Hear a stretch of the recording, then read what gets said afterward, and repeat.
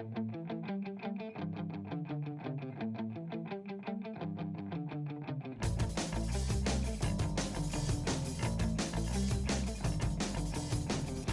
convinced they're shaping permanent undoings. Evidence is hijacked. Evidence is ransacked. I know we haven't got the best of everything. Sometimes it comes, but sometimes it's nothing. Now we can breathe the worst of this is over.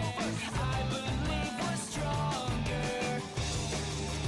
And ladies and gentlemen, boys and girls, welcome to another edition of the Morphinominal Hockey Show. It is I, Michael, and I'm being joined from Hockey Hot Stove. He covers both the Maple Leafs and the Buffalo Sabres, Mr. Mike Augello. Welcome to the show, sir. Uh, Good evening, Michael, and you have a great first name, so We're already off to a great start. there you go. All right, so real quick, before we hop into the things, the More Phenomenal Hockey Show is brought to you by Oats Overnight. When we're on the go but still need breakfast, Oats Overnight is the healthy on-the-go breakfast choice for the show and TXHT Hockey. Use our exclusive link in the description on both txhthockey.com and in the YouTube show description to get a $20 discount on Oats Overnight today. Can never go wrong with a discount like that. So with that said, Mike, last night, as I mentioned, you covered both the Sabres and the Maple Leafs. We're going to start right off the bat because my Washington Capitals, which is very ironic for those watching, I'm wearing a Toronto Maple Leafs jersey. They played the Sabres last night. They ended, shockingly, in my opinion, I'll explain why, shockingly beat the Sabres, ending their 8-game winning streak. What were some of your thoughts about that game last night between the Capitals and the Sabres? Well, the first thing was the Sabres seemed off after they scored the opening goal when Beck Mallenstein, former Capital, makes a no-look pass to Sam Carrick, and of course everybody in the building thought the Sabres were just going to roll like they've been rolling for most of the last 2.5 months. But then they sort of settled in and they really didn't. I mean, Charlie Lindgren made an unbelievable series of saves. I mean, I swear to God, the left pad save on Tage Thompson once, twice, 3 times. I think he shot 4 or 5 times There were on. 5 shots. Yeah, it was. First 3 were kick saves. Second one went wide, and then the fourth one went wide, and then the fifth one hit the side of the net. Yeah, so it's like, I mean, Tage Thompson, I'm sure was, not, and we talked to him after the game. I think he gave Lindgren his plaudits, but, I mean, no, the way he shoots, I'm surprised he didn't shoot through Lindgren. But they couldn't open up a bigger lead because Lindgren, I think, stood up to them. It was a dramatically outshot the Capitals, but they stayed in the game. They tied up the game, and then with less than 2 minutes left to go in regulation, they pull ahead. So I mean, the Sabres, the way they've been playing recently, they've acted like they're superhuman, but they proved last night that they're human. But don't worry, tomorrow night they play the Maple Leafs, and that will be a massacre. So that's just gonna happen. So it's actually interesting that you say that because like one of the things that we always talk about in hockey is that like for the Capitals, they played the Flyers the night before. Mhm. And a lot of people look at that, you look at the standings and and for the Capitals, that's a game that they should win. Mhm. And then they laid an egg against the Flyers. First period against the Sabres, they weren't playing really good. As you mentioned, Charlie Lindgren just stood on his head to really carry the Washington Capitals in that one. But when we look at the Sabres, we all kind of went, that's a game the Caps should lose. And it's always the opposite of how that works. The teams you're supposed to win, you lose to. The teams you're supposed to beat, you beat, or that you're supposed to lose to, you beat. It's always been that weird dynamic in hockey when that happens. So it was very interesting. And like, I think honestly, like as you alluded to, when it was that power play late in the first period and Lindgren makes those 3 straight kick saves and Thompson can't get those other 2 shots truly on goal. I think that was a tide turner for the Caps because it gave them that confidence because that first period was bad. It was like essentially 4 bad periods consecutively of hockey for the Capitals going into that game going into Yeah, that. it's always weird with back-to-back nights. I mean, when Tampa Bay, I mean, that famous game, the 8-7, that was the best game I've been to in person in over 20 years. But the night before Tampa played in Toronto, and they played Vasilevsky against the Leafs, and the Leafs have quit. They're done. I mean, they're they've up until yesterday they had lost. I think it was 8 or 9 in a row. Hadn't won since the Olympic break. But then in an important game against the Sabres, they played Jonas Johansson, and I know he had career numbers that were good, and Vasilevsky lost to Buffalo in Tampa before the break. But I'm sorry, in a game for first place, you would think John Cooper would want to play his best goalie, and you could put Jonas Johansson against the Leafs. But a few people have told me it was less about winning that game in the mind of John Cooper than it was sending a message to the Sabres. Like that's why you had 5 fights and all the cheap shots and everything that happened. And I'm sorry, maybe I have like a short attention span. With me, it's like, okay, if I have a chance to win, I want to win. And if I'm going to maximize my chances of winning, I want to play my best goalie in the game that's head to head against the team that you're battling for first place. But we'll see what happens when it gets to the playoffs in April, which for the first time in 14, now 15 years, the Sabres will actually make the playoffs. Now, you mentioned that this is like the first time in like 14 years that the Sabres are making the playoffs. You know, I wanted to ask this question. It usually seems like whenever the Maple Leafs are doing very well, the Sabres are floundering. But now that the Leafs are floundering, the Sabres are flourishing. Do you feel like there's any correlation to that at all? That, we're seeing this kind of a flip a little bit between these two teams? Not really. I mean, it's everything is cyclical. I mean, the Leafs had won and made the playoffs 9 years in a row, but I mean, before that, the Leafs were one of the worst teams in the league, and so were the Sabres. After 2011, when they last made the playoffs for that span of 3 or 4 years, the Leafs missed the playoffs, and so did the Sabres. So, I mean, the Sabres have drafted high and they rebuilt, and then they traded those players, and then they rebuilt again, and it looked like they were on the verge of rebuilding a third time when they finally started to have some success. I'm of the opinion that, I mean, they're gonna make the playoffs. They've had this incredible run since early December, but they're winning at an over 800 winning percentage. That's not logical. It's hot. I mean, there are teams that are good and there are teams that are hot. And I'm not taking anything away from the Sabres, but I think they're hot more than they're good. And I think logically, everybody's sort of waiting for the bubble to burst. Now, for the fans and friends of mine who in the Buffalo area who have been long waiting for this team to make the playoffs, I hope the bubble bursts before April. If they have a losing streak now and sort of a reset, and then they have some success in the playoffs. But I have a feeling it's going to continue on until the playoffs, and then they're a relatively young team, and I don't think their goaltending is particularly strong, although Alex Lyon has had a really good year. I just don't know whether they can come, depending on who they match up with. If it's Detroit, who's without Dylan Larkin, or Montreal, who's got a basically one line, and their goaltending isn't particularly good. I mean, if it's those teams, they could win a round. If it's somebody like they win the division and they play Pittsburgh, if Pittsburgh falls into the wild card, going up against Sidney Crosby, and Malkin and Letang and all those guys, I mean that's going to be tough. So it's all going to depend on matchups for the Sabres. So, picking up on that point, if the season ended today, the Mhm. Sabres are currently in first place in the Atlantic Division, but Carolina's first in the Metro and have two more points than the Sabres and have the better points percentage. Right, So, as of right now, Buffalo would take on the Detroit Red Wings in right. the first round. And And then they'll sign up for that every day, including Sunday. and then if they were to get past Detroit, they would play the winner of Tampa Bay Montreal. Yep. So they'd play Tampa. Yeah. Yeah. So So it's definitely interesting there. And you brought up the goalies, and the Sabres are the only team in the league right now who have three goaltenders in the rotation. You mentioned Alex Lyon. There's Ukko-Pekka Luukkonen and Colton Ellis. Mhm. Obviously, Luukkonen played last night against the Washington Capitals with Ellis as the backup. Mhm. Um, How do you see this, especially going into the playoffs?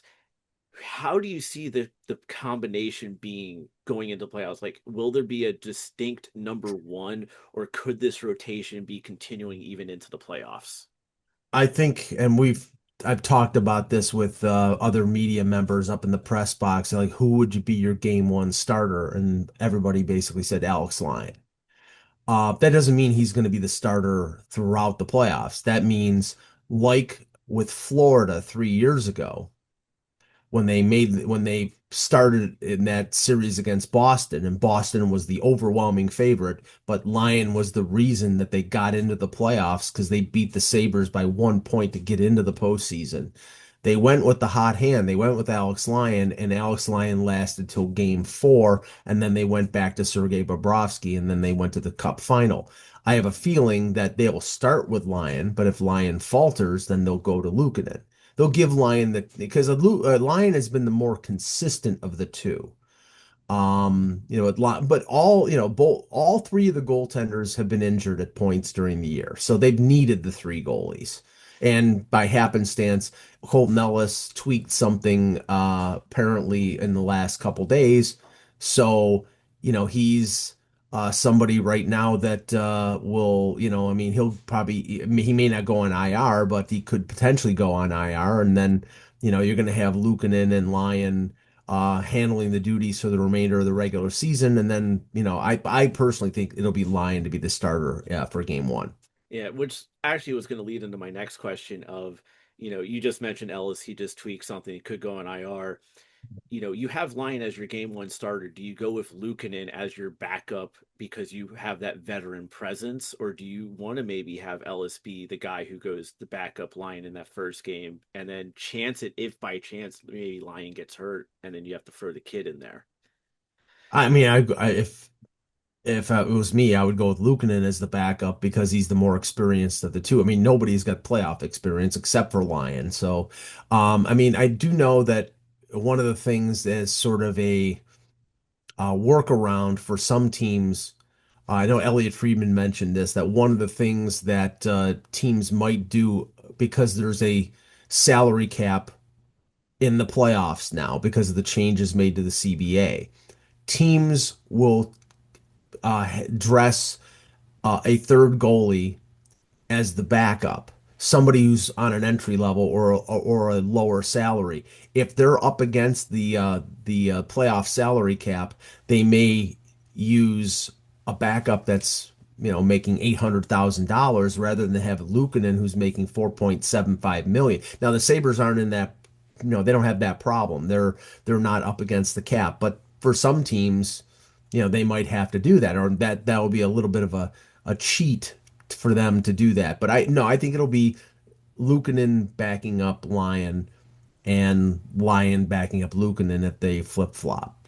Yeah, you got to thank Vegas, Tampa, and Florida for that salary cap rule in the playoffs, which Yeah. honestly always confounded me by going like, why hasn't this ever been a thing? Because you see that in the Stanley Cup final, I think it was what game 6, the Panthers were at like $17 million above the salary cap, and the Oilers were like right below it by like a couple $1 million. So it's like there's a little bit of an unfair advantage there, a little bit. So I honestly, I have no problem with the LTIR rules as they previously were. I mean, honestly, Gary Bettman and Bill Daly and the NHL are the enemies of fun. It's like, I mean, you've done everything to penalize teams and limit them at the deadline, at the draft. I mean, I'm sorry, I like trades. I like rumors about trades, and all the new rules have done is steal fun away from people like me who want trades and want the excitement of trades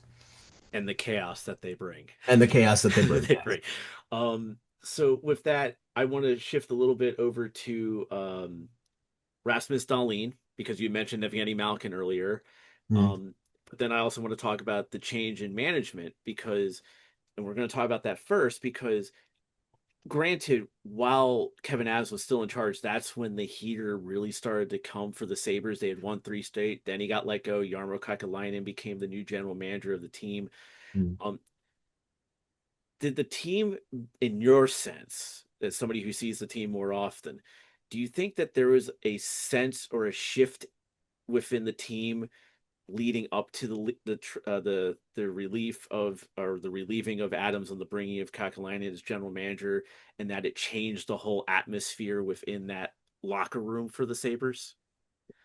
I don't know if it changed the atmosphere. I mean, it's sort of illogical. They did start the winning streak when Adams was general manager. They were on a Western Canada road trip, and then they came back, and maybe a weight was lifted off their shoulders. Maybe the things that Kekalainen said in the initial press conference about, I mean, when there's a new general manager and you were at where the Sabres were at the time, which was last place in the Eastern Conference, some of these players who may like being in Buffalo might be saying, "Oh, I better start working my butt off, or I'm going to get traded." Now, some people wouldn't mind getting traded from Buffalo, but I think maybe there was something in that. But there's something illogical about, momentum.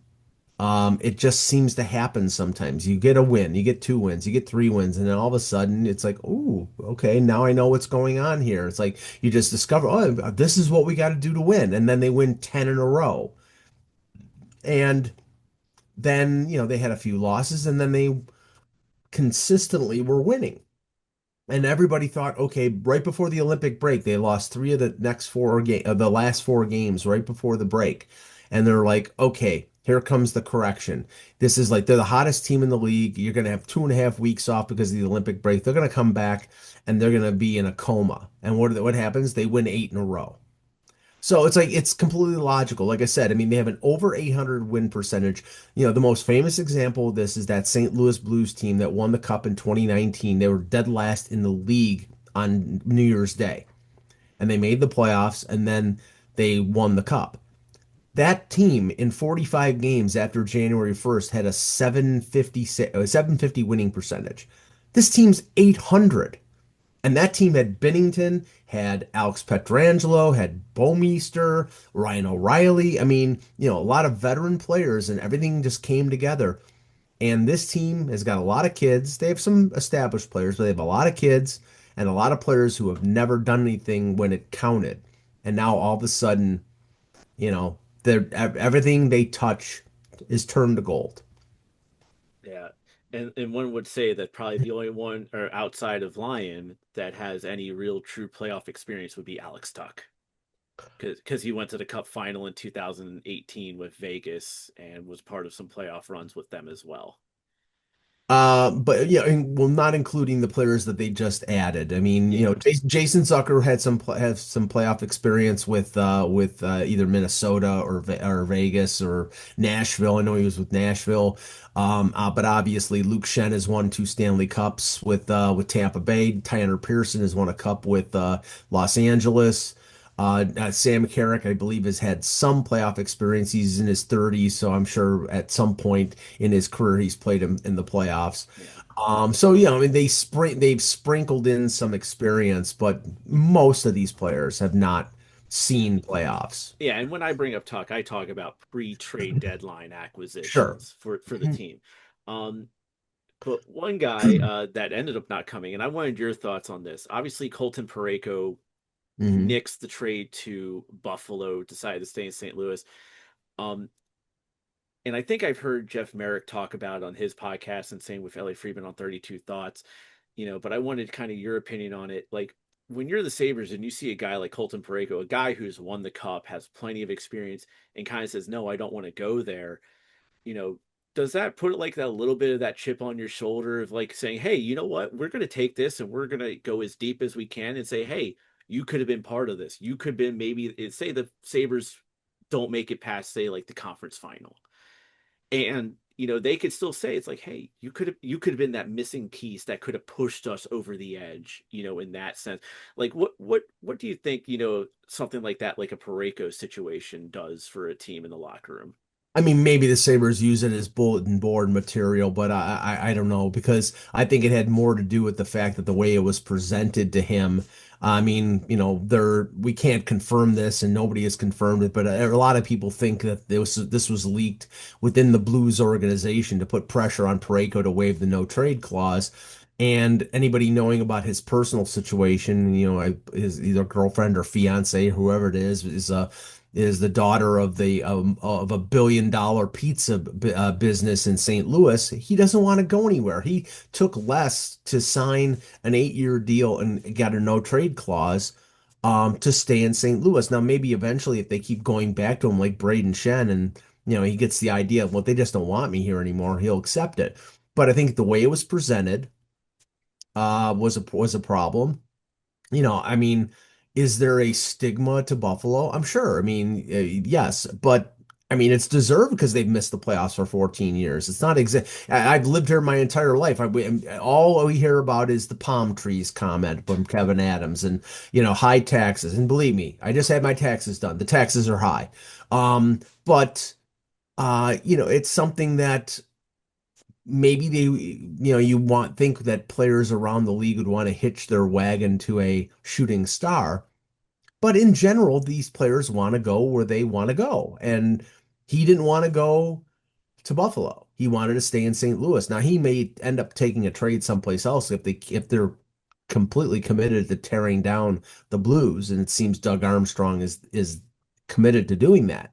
But I don't know if it had wholly to do with Buffalo, but you know what? I said on Jeff Merrick's show when he and Greg Wyshynski and I were talking about it, I said it's a black eye to the organization, not and maybe not even of their own making. I said Jarmo Kekalainen should have gotten the permission of the Blues to talk to Parayko, and I mean I've heard reporting after the fact that he may have, but then Parayko just didn't want to go. And now the thing was that if that was the case, then how did it get out?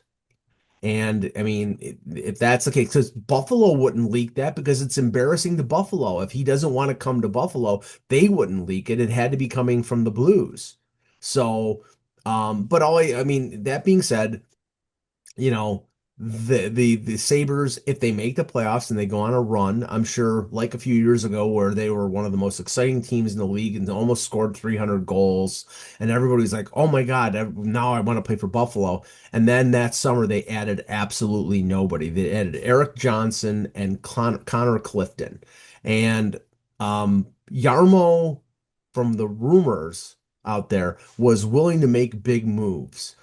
I don't know for the future of the Sabres whether one of those big moves would have been smart, the rumored Robert Thomas deal, because he was going to give up 4 pieces for Robert Thomas, and I thought that would have been insane. But, he's seeing that the future is now, and I don't agree if the future is now. I think the future is the future, and now is now. And if you're good enough to make the playoffs, then just accept where you are, go as far as you can, and then address your needs in the summer. But the Robert Thomas deal that was talked about, I wouldn't have made that deal, but I'm not a general manager in this league. Somebody should hire me. I could give a good general managering. So. You say that, and like obviously the Capitals were tied to both Quinn Hughes and Artemi Panarin a lot, which ended up coming down. I had Ted Starkey on, who Hmm. also writes for Hockey Hot Stove, really good friend of mine. And he said it, that type of stuff sometimes is also from the agents. Hmm. And that's where like the Panarin to Washington, the Quinn Hughes to DC, the Capital stuff came out. Like the one reported trade for Quinn Hughes was Connor McMichael, Martin Feravari, Cole Hudson, and a like Ryan Leonard. that was something else. That was a different thing. It was 4 pieces. It was Michael Feravari, um, Cole Hudson, and a first round pick Okay. for Quinn Hughes. Panarin, I think, might have had the Ryan Leonard part into it. Yeah. And I'm like looking at this trade and I'm like, this logically does not make sense to the Washington Capitals. Hmm. You're giving up a young kid who's factored into the future in Connor McMichael. You're giving up a future defenseman who's essentially probably going to replace John Carlson now at this point in Cole Hudson. And he Hmm. hasn't even debuted for the Caps yet, but he might, maybe soon. And then you're going to give up your best defensive defenseman in Martin Feravari? Make this make sense for a guy, in my opinion, is a forward who's on defense. Yeah, but he is a game changer. I have less of a problem with that if you get him signed to an extension, but he can't sign an extension until this July. And unless you get unless you get a promise or some sort of commitment that he will sign an extension, then I'm not doing the deal. And that, Bill Guerin is willing to roll the dice. He made the deal. He traded. I mean, I thought Vancouver did very well in that deal, getting Bouillon, getting Marco Rossi, getting Ogren and a first round pick. Um, some people think they didn't because the best player went to Minnesota. But in a year and a half, if Quinn Hughes signs in New Jersey to play with his brothers, Or signs in Detroit, which is the or other rumor or city. signs in Detroit, or or wherever, if it's not Minnesota, then Bill Yeah. Guerin is not going to look so smart. Yeah. So moving on, I want to touch one last thing on the Sabres. It's Rasmus Dahlin. And Hmm. it's very interesting with him. Recently, Evgeny Malkin got a 5 game suspension for the slash to the head and neck that he did to Dahlin. In the game against Tampa, he pestered Darren Radish a lot and some other players on the Lightning. And even before that, before he got traded to Florida, got under Brad Marchand's skin too. What is it about Rasmus Dahlin? What is he doing to garner this type of, as we call in the wrestling business, this heat from all the other teams? I think Merrick might have said it. Is he like the new rat, of the NHL in a way? Might have been him or Friedman. One of the two said it. Well, I mean, Rasmus Dahlin is, and now I was actually surprised that he actually dropped the gloves with Darren Radish in that famous Tampa Bay game. And now we know why he doesn't drop the gloves because Darren Radish cleaned his clock. Now he's one of the top 5 or 6 defensemen in the league. He shouldn't be fighting. So, but clearly he says things that gets underneath the skin of sometimes very mild-mannered players because I remember I was at the outdoor game in Hamilton, Ontario a few years ago, where it was the Leafs versus the Sabres, and Austin Matthews was cross-checked in the rib cage by Darlene, and Matthews went and cross-checked him on the neck. And Matthews, who had never been suspended once, I think he got a 2 or 3 game suspension. So he obviously does things sneakily, and he may say stuff. I mean, I don't know if he says it in Swedish or he says it in English. But I think part of the attention is that he's clearly the best player on the team. Tampa Bay in that game, the John Cooper plan was run Darlene, run Bowen Byram, because through them is the Sabres' advantage. They're both excellent skating, offensive defensemen, and one of the main reasons why the Sabres have had some success is from the back end with those two, plus Matthias Samuelsson, plus Owen Power. And he figured, okay, let's get in their kitchen and see how that affects things, and obviously didn't have the desired effect. But I think there's a little bit of rat to him. I think there's a little bit of sort of under the covers, under the radar, just annoyance because he's not somebody who engages. He's sort of stoic, but he throws a cheap shot. He's physical. He's a big body. He's a strong kid.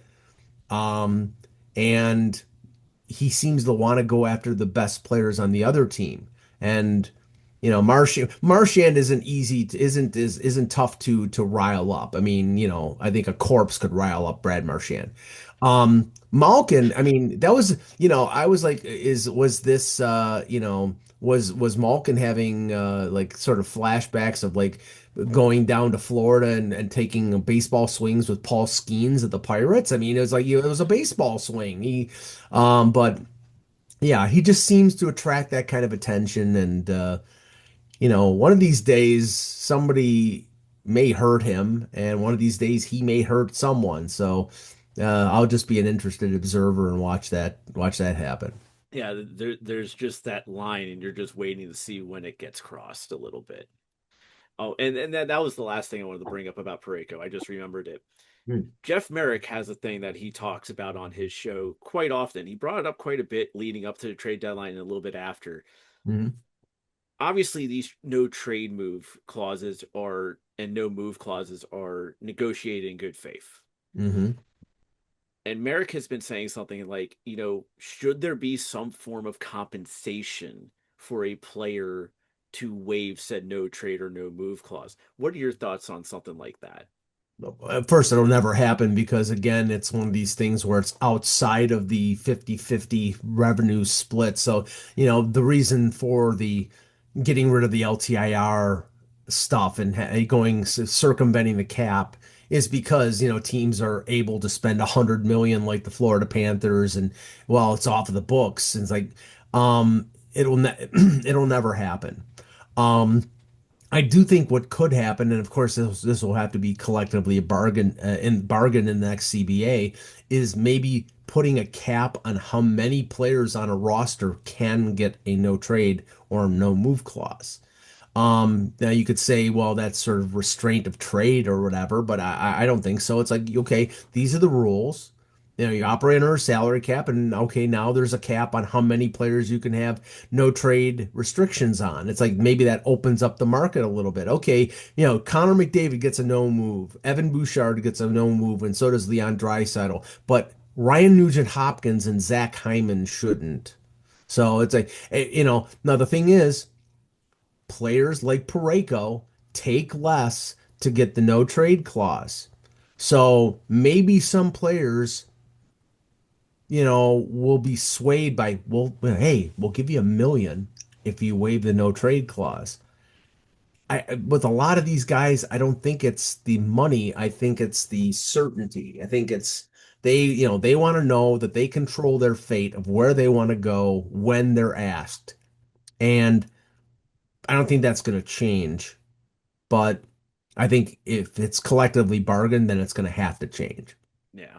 And I think your idea of like the cap on just how many are there on a roster is probably the more logistical way to do that. Because, there's multiple ways that, people can look at this.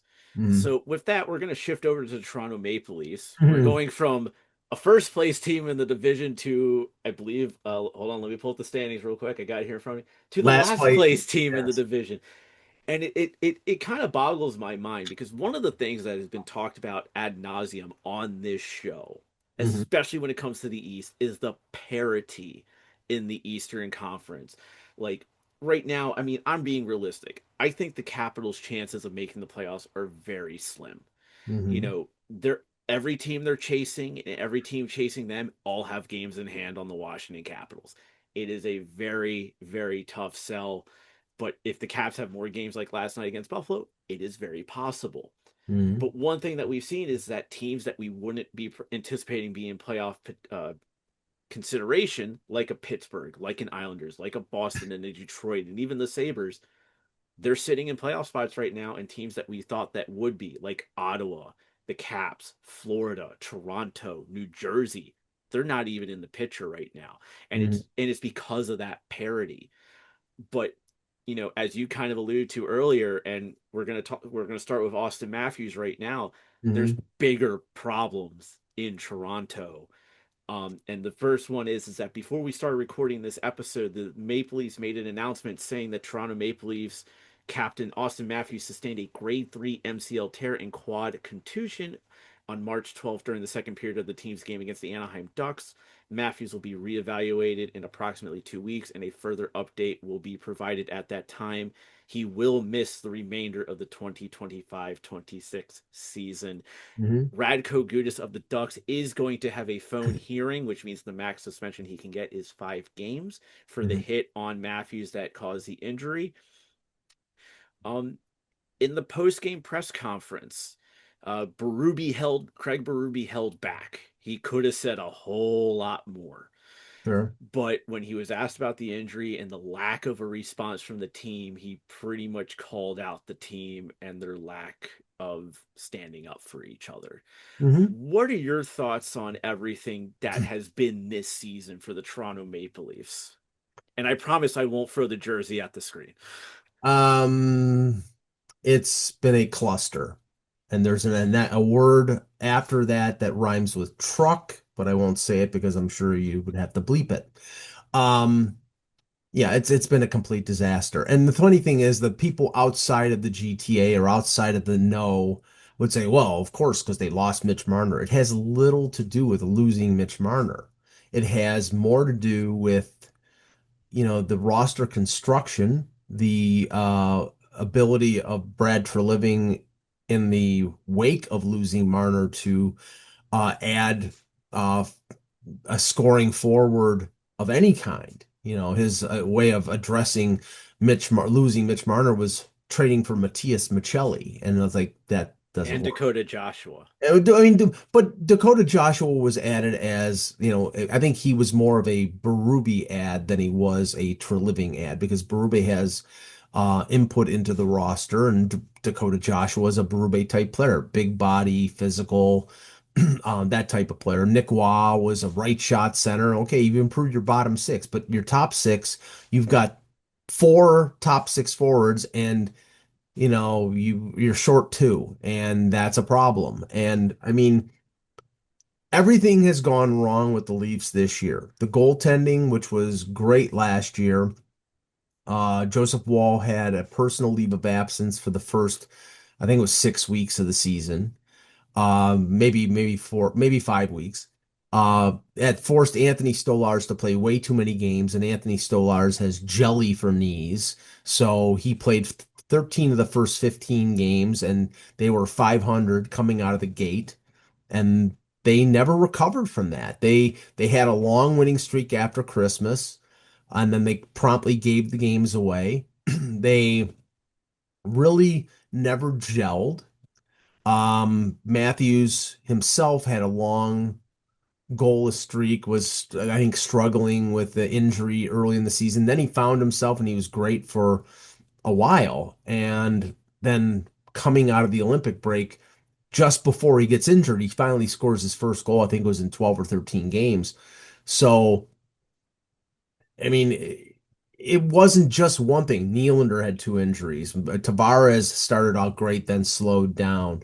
Morgan Riley has been misused by Craig Berube as the 22, 23 minute a night defenseman, which he's no longer capable of being. So all these things, plus I really think over the last, I'd say 6 weeks, this team has tuned Berube out. They don't match what Berube is looking for. He's asking for a team to be sandpapery and be physical, and they've added a few players who could play that way, but the majority of the roster doesn't want to play, didn't want to play that way. So it just didn't fit. And the big loss for them was Chris Tanev, who was their glue on defense. And when they lost him at the beginning of November, and then he came back and played 3 or 4 games and then got hurt again, and you know, then all of a sudden, you're depending on Troy Stetcher to play 22 minutes a night. It's like it's just not logical. So I mean, everything went wrong, but on the ice. But the problem is, I think the players quit on Berube. I think they tuned him out. You see him yelling on the bench at them, tries to cajole them, then tries to yell at them. And then I think, the last few weeks, it's just been resignation. It's like he knows that he's probably toast. He knows he's going to lose his job. And, on the part of Brad Treliving, he didn't make a trade from July 16th when he acquired Dakota Joshua until the deadline, until the night before the trade deadline when he traded Nick Waugh. So he didn't do a damn thing other than waiver claims. And this team needed the Leafs to make some changes, and they didn't make any changes. So, I mean, there's enough blame to go around. And right now, I think it's almost I would put money on Berube being fired. Treliving, I think, is a 50-50 proposition, and I'm sure we're going to see some players traded off this roster. And what happened against Anaheim, where Gudas goes knee on knee with Matthews, and nobody does a damn thing. I mean, okay, great. You dropped the gloves and you got pissy and you did all this stuff in the third period, but this happened late in the second period and you didn't do squat. And I've seen this up front when Tage Thompson got hit by Stephen Nason in Buffalo, and nobody on the Sabres did a thing. And then the next game, Dennis Gilbert drops gloves with Matthew Olivier. So it's not the Devils, it's some other team. And oh, gee, we fought. Big whoop. In the moment, you didn't do diddly.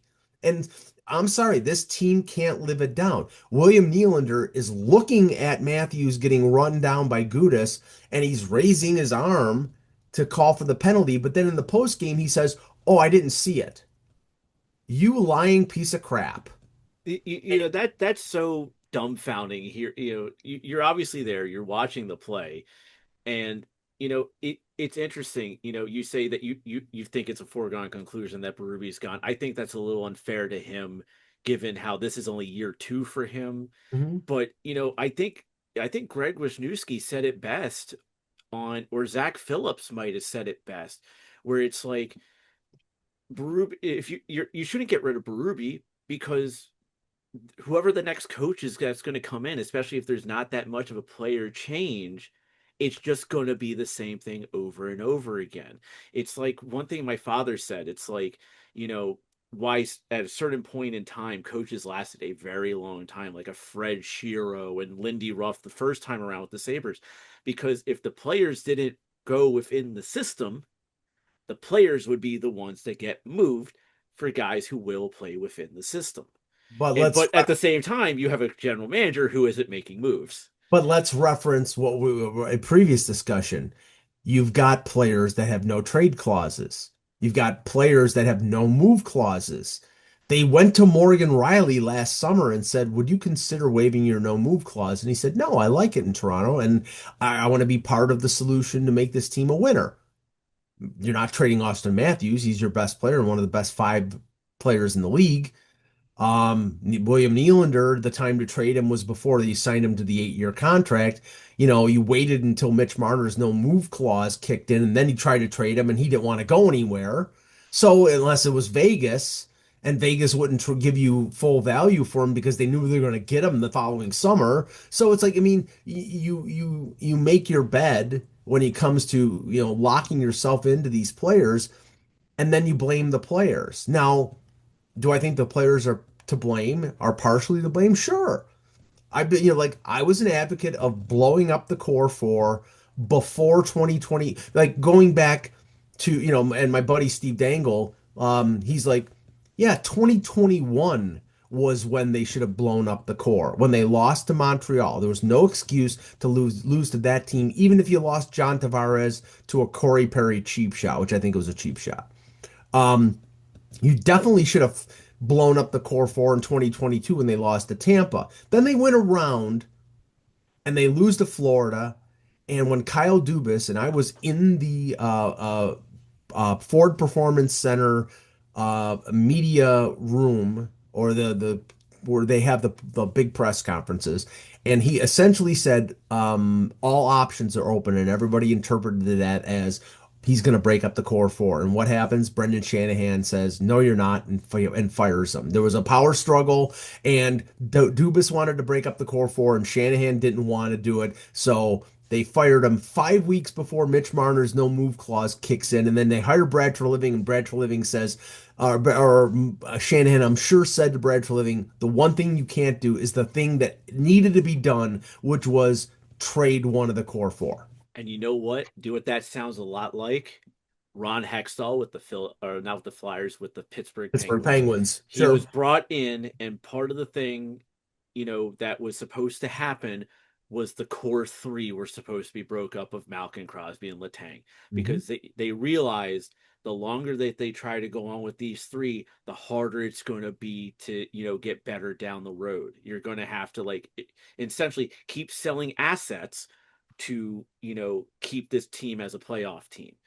And then when the new ownership came in, Fenway Sports came in and bought the Penguins, they said, "No, you're not doing that. You're going to re-sign Malkin. You're going to re-sign Letang. We're going to keep all three of them together." Mhm. And that's exactly what that sounds like with the whole Dubas Shanahan situation. It was the Hextall. This was what I was originally brought in to do. We realized this is what the route we have to go.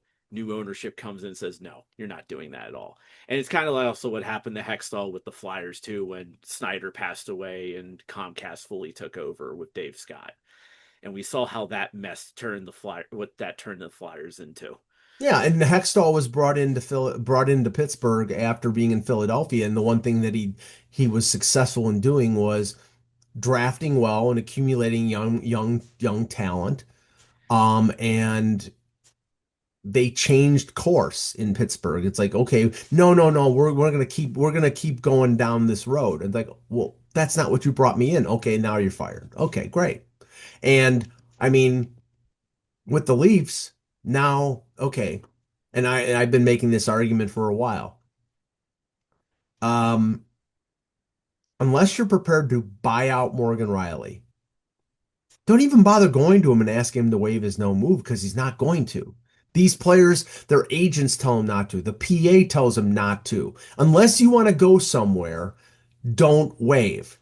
And now maybe, maybe the fallout of this plus the fallout of the season, there's going to be, I think, a brief retool. And there's some people who want to blow it up. This is the problem, folks. You can't blow it up if you don't have your own first round picks. Yep. You traded you're obviously, and I'm not saying that they're shutting down Matthews to tank the remaining 16 games of the season. He's legitimately hurt. But if they thought they had a chance to make the playoffs and they said, we'll reevaluate in 2 weeks, if he was like pain free, he might come back for the playoffs because the playoffs are a month away.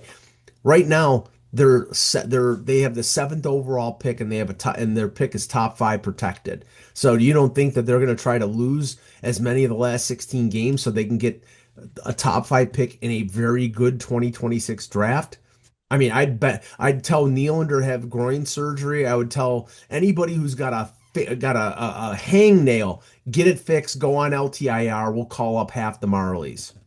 Yeah, it's also like in a way, like with the Capitals, it's a little confounding right now because like of the way the season has been for the Capitals, obviously when Pierre-Luc Dubois went down with the injury, the team just like they did good for the first month, and then the hit by Jacob Trouba on Ryan Leonard kind of changed the trajectory for the Caps for the remainder of the season, and they've just been kind of up and down, up and down.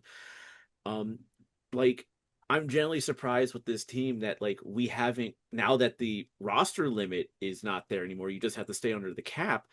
Why haven't we called up some of these young kids, to get some eyes on these guys? Now maybe they're waiting another week or two just to see how these next couple weeks for the Capitals are. But for a team like Toronto, Hmm. it's pretty much a foregone conclusion. They're not making the playoffs. And this is the time when you want to see what you have in the farm and, who can really be stepping up to, maybe replace some of these guys. Because I know there was one conversation I saw that when the season was over, they were going to talk to Matthews about what he wants to do Yeah. and stuff like that. Whether or not that happened, I mean, there will be a conversation. Obviously, there's always the post or the end of season meetings and stuff like that. But it'll be interesting to see what type of potential shakeups the Leafs could have uh, this summer. Well, okay, I'll start with this. I would be dumbfounded if Austin Matthews all of a sudden says, like a year after I become captain of the team and now the all-time leading goal scorer in team history, that I want out. He's got 2 years left in his contract. It depends on the direction of the franchise. If they're bound and determined to rebuild, tear down, then he's gone. But I don't think they're owned by Rogers Communications. The Rogers Sportsnet, they have the NHL contract. They don't want a sinkhole in Toronto. They want a team that's going to be competitive. Now, some people might say, well, maybe it's better for them to tear down and rebuild. Again, I say you traded your first round picks. You can't tear down when you don't have your first round pick, which means you have a chance to draft the next Matthews or the next Nylander or the next Marner. You gave up that opportunity to get Brandon Carlo and Scott Lawton. So now, what you have to do is you have to maybe reshake up the roster, and that doesn't mean trading Matthew Nyes, who's 23 years old and a good player. That means you go to William Nylander and say, okay, Willie, clearly, you know, you lied when you said you were going to come, you didn't see anything. And even though you're one of the most talented players in the league, you only feel like playing when you want to play. So give us a list of 5 teams that you'd like to go to. And if he says, no, I want to stay in Toronto, then they're screwed. Yeah. Because just like they were screwed when Mitch Marner said, no, I only want to go to Vegas. And you can't develop a market for a player if they say, I only want to go to one place. So, Nylander, if he says, I'll go to 5 places, and then you talk to those 5 teams and you see what the market is. And if you can't get a good enough deal, then you have him under contract for 6 more years. But you sort of have to shake things up a little bit. And I don't think you can operate around the edges. I think you need to, trade a core piece and get equal value for that core piece. Otherwise, you don't trade that core piece. Yeah. I know one name that's come up quite a bit that people are like, oh, they shouldn't trade is Easton Cowan. Oh yeah, no. And then one name that's been, thrown out there quite a bit is Nicholas Robertson. You know, like because there's always been interesting about his tenure in Toronto. Hmm. So like could maybe a guy like Nick Robertson maybe bring in maybe he necessarily won't bring in a first round pick, but if he can get you a second and a third, would that be something that you would contemplate because you those are still picks that could help with the rebuild in a form or fashion. He's under control for another 2 years, and my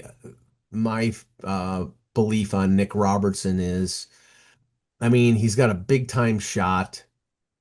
He's not a big player. I think he's a 15 to 20 goal scorer, and those guys are valuable. I mean, you don't know what you're going to get in a second or third round pick. And I don't even know if he would get a second or third round pick because he's small and because he's not defensively the greatest player in the world. Um, if you could, then I think they probably would have traded him already. But I think, in a situation where you're going to need NHL players. And this is a guy who maybe he can't play in your top 6 because he's not big enough and because he's, not great defensively, but he can play on your third line and he can score goals. So, I mean, unless you're getting something valuable back for him, I wouldn't move him. I wouldn't move Easton Cowan because I think Easton Cowan is going to be a good pro. He's 20 years old. And I think, again, another one of the examples, and you referenced, players called up from the Marlies. One of the exhibit A of why Craig Berube should be fired, not because the players didn't play up to snuff, I mean, and you could say that's not on him, but roster management is. And when you sit Easton Cowan a few games before the Olympic break and played him too much before the Olympic break that did not allow you to send him down to the American Hockey League. And then healthy scratched him after the Olympic break, where a 20-year-old kid who needs to play is not playing in a month. That's inexcusable. So that plus they call up Jacob Quillen, who was, a well sought after undrafted college free agent who's having a very good year with the Toronto Marlies, and you call him up and you play him 9 minutes every night. When you're out of it, you're out of it. You're done. You're eliminated. You maybe not mathematically, but if you're going to wait until the last week of the season, I mean, it's just, play the kid. You don't know what you have in him. Play him. And they don't, and they continue not to. And again, if that's I would, if Berube continues to do that, I would fire him tomorrow because you need to find out what young players like Quillen, like Luke Hames, who's down in with the Marlies, like William Villeneuve, who's a 24-year-old right shot defenseman. You need to find out what these guys can do. And the example, they didn't want to play Dennis Hildeby at the beginning of the year. They picked up Caden Primo, who's a sieve. They picked him up off of waivers. They sent Hildeby down to the minors. They overplayed Stolars and they played Caden Primo, I think it was 2 or 3 games. And then they lost him on waivers, To Carolina, I believe. Carolina. And then they had to call up Hildeby. And gee, what a shock. Dennis Hildeby can actually play goal.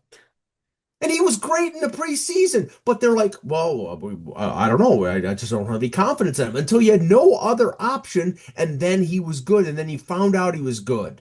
I mean that's what I mean. It's like he when he had no other option, he goes to the guy, and gee, he actually played pretty well.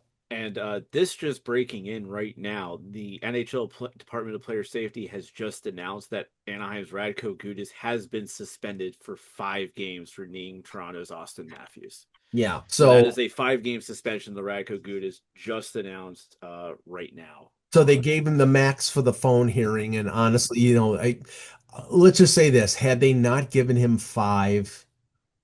The paranoia about George Peros being being anti-Leaf would have gained momentum by leaps and bounds because there's a certain segment in Toronto that believes that George Peros hates the Toronto Maple Leafs because Colton Orr, who was a Leaf goon, knocked Peros out and ended his career with a concussion in a fight between Toronto and Montreal.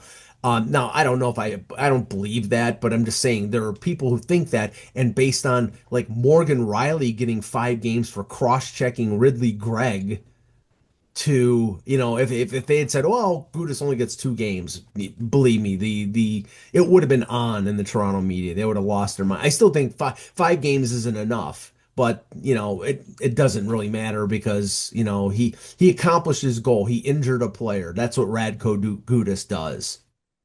So this just came out from Austin Matthews' agent, courtesy of Chris Johnston Hmm. of TSN and The Athletic. Austin Matthews' agent Judd Moldaver calls the 5 game suspension given the Radko Gudas by NHL player safety laughable and preposterous. When asked for comment, and I quote, in light of the obvious severity of the play, I'm very disappointed and shocked that the league would allow for such a ruling. A phone hearing in 5 games is just laughable and preposterous. While the hearing process is prefixed in our CBA, that there was no further discipline is a reckless and ridiculous position for player safety. This decision results in a further loss of confidence in the disciplinary process for all players. Players and fans deserve better. The player safety department should be suspended. Here's an interesting note. Okay, first off, that's a very, Yeah. very spicy I take. Judd Moldaver is not known as being a calm and deliberate person, and he defends his clients, and God bless him for it. Because you know what? I'm sorry. If that's your client, if that's like one of your pride, you come out and you defend him with both barrels. And George Peros just got both barrels up his you know what. So it's interesting. I remember there was an article and it was by a blog in Vancouver. They wrote about the beginning of NHL player safety and how Brendan Shanahan created essentially the player department of player safety. Mm, And in the beginning, the suspensions, there were a lot of actual suspensions and like lengthy ones too for a lot of these infractions. And apparently the general managers and the owners were like, yo, we're paying these guys. We don't want them to be, we don't want like our Austin Matthews being suspended for 5 games for cross checking a guy. We need to like create a new system. And it got dumbed down excessively. And I think that's also part of why we see it the way we do now is because it's been dumbed down at the urging of the general managers and the owners. But then also at the same time, the number one thing that always pops up in my head was the Tom Wilson 20 game suspension from hmm the preseason when he got Oscar Sundquist. hmm And one of the things that blew my mind, because I remember that was when I first started doing the txhthockey.com website. And hmm so I needed content. And this was like, hey, this is perfect. This is how I'm going to start off. And I remember reading the documentation, like the full report on the suspension and why it was 20 games and stuff like that. And one of the craziest things that I read was the PA themselves saying that Oscar Sundquist, in defense of Tom Wilson, put himself into position for taking that hit. Now imagine going into an appeal and then you see this come out and you're like, you're Austin Matthews. You took the knee on knee. And then Gudis, in his right, can appeal this suspension. Sure. And then the PA comes out and says something as preposterous like that. I can imagine what Judd is going to say in that kind of case right there. Well, the PA is put into a precarious position because they represent Austin Matthews, but they also represent Radko Go Gudas. Gudis. So they have to like, well, we're looking out for the player, the health and safety of our player, but we're also looking out for the rights of our other player. It's like, okay, um, one of these players may be undergoing surgery. The other one may be losing money. Which one is more severe? Yeah, and I'm actually waiting. I'm refreshing my emails now, like waiting for that NHL Department of Player Safety email to come in, which hasn't come in yet, because that obviously tells you like how much is being forfeited and stuff like that. Yeah. But like, yeah, like sorry, I mean, I watched the video a couple times last night, and it's like it should have been avoidable. The way that Gudis kind of lunges his leg out a little bit, it's like, yeah, okay, he's originally trying to go for a hit on Matthews. Matthews kind of moves, and then Gudis kind of still goes with the leg. Gudis could have pulled back. You know, and The, and I the play and I played ice hockey for 12 years, so I know how hard it can be sometimes when you're trying to do something on the stop of a dime. But it's like there are certain things when you watch it multiple times, you break it down, you go, you probably could have pulled off and not put the leg out there the way you did. the unequal hand of justice. Okay, I mentioned it before. Ridley Gregg on an empty net goal takes how A should boneheaded slap shot. no, an Al McInnes slap shot from 10 feet in front of the net as a punctuation mark. And Morgan Riley, obviously and legitimately pissed off because Ridley Gregg is a rat. He goes and gives him it wasn't even a cross check. It was like it was a punch with the stick. It was a little high, but it was like it was not to me. It's like nothing more than a 2 minute minor for roughing. But Greg goes down like he's been shot by Lee Harvey Oswald and draws, and Morgan Riley for that got the same suspension that Radko Gudas just got for taking out Austin Matthews' knee like Brian Marchment used to take out knees. Like Radko Gudas took out Sidney Crosby's knee in the Olympics, but that's not, you know, that doesn't matter because it was international play and not NHL play. And the interesting thing on that one was is that Crosby kind of came out and said, "Yeah, I kind of put myself in a weird position on that play and called it a hockey play." Yes, which is it's a little weird on that one, and so, but yeah, so breaking news: Gudis got 5 games, which is what I think a lot of us figured he should have gotten Yeah. in that Breaking, case. breaking news, water is wet. Yeah. So wow, that I actually, you know what? Of all the times I've ever done a hockey podcast, I've never had breaking news come in like that before. So that's pretty cool. There you go. There's always a first time for everything. I've actually had it on a wrestling podcast where we had breaking news of WWE releasing people at the time of a recording session, but never this for NHL. So I'll take it. But yeah, with that, do you have any final thoughts that you want to talk about real quick about either the Sabres or the Leafs, before we wrap up? Well, with the Leafs, I just feel that it's sort of an impending storm. I mean, I'm not going to be short of writing material when it comes to the summer. I think probably the first announcement that's going to happen will be the day after the season when they fire Berube because there has to be a scalp. Keith Pelly is going to have, that's the MLSE chairman. He's going to have at least one scalp and maybe two.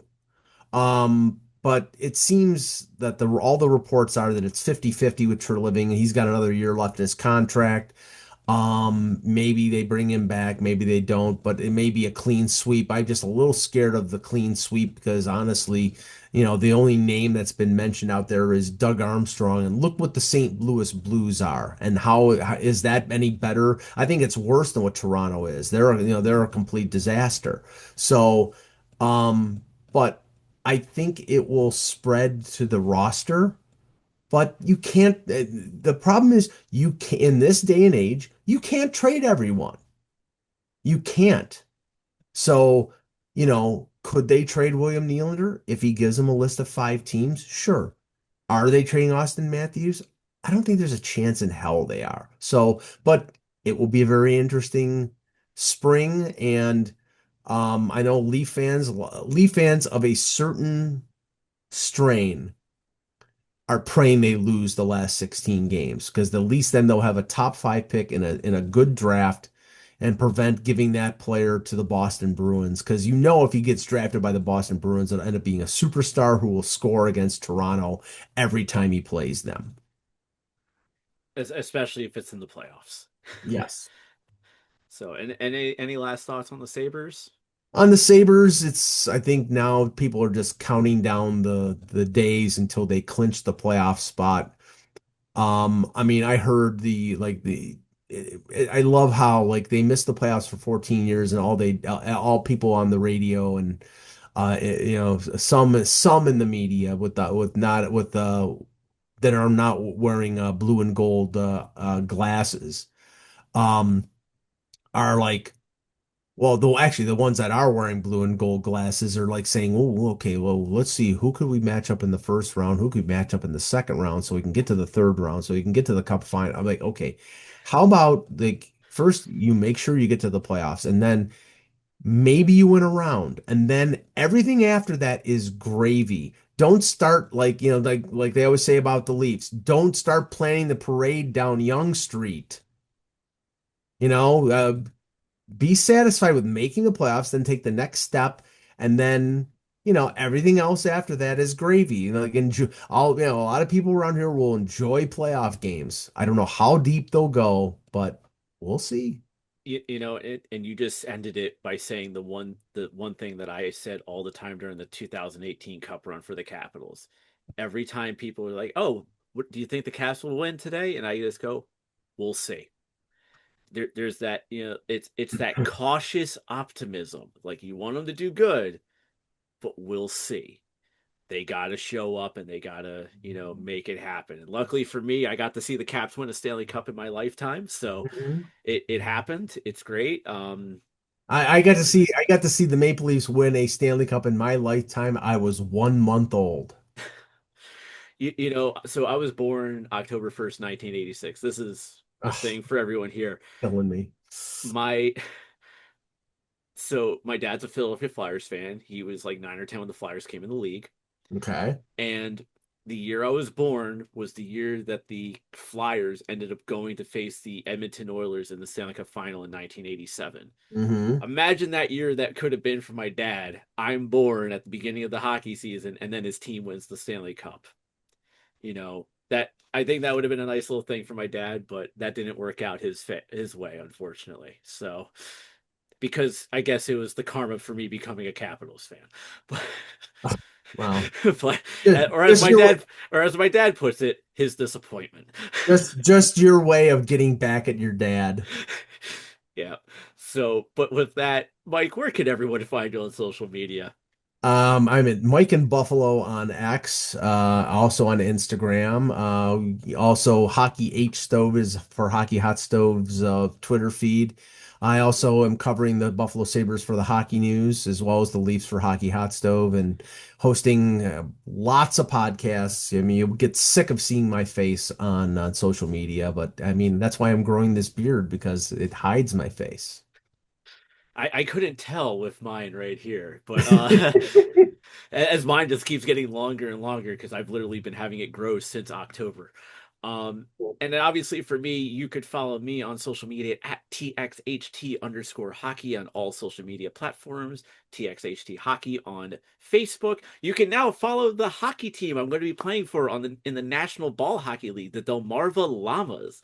We now have social media on Instagram and Facebook of at Delmarva Llamas. There might be MBHL in there. Just type in Delmarva Llamas. That's our team. It's pretty awesome. Our logo is pretty badass. Um, and of course, everything else for me. I just actually did Awesome Con today to everyone who came out to see us at Awesome Mania, the pro wrestling fan panel. Thank you so much for coming out and supporting us and being part of the conversation.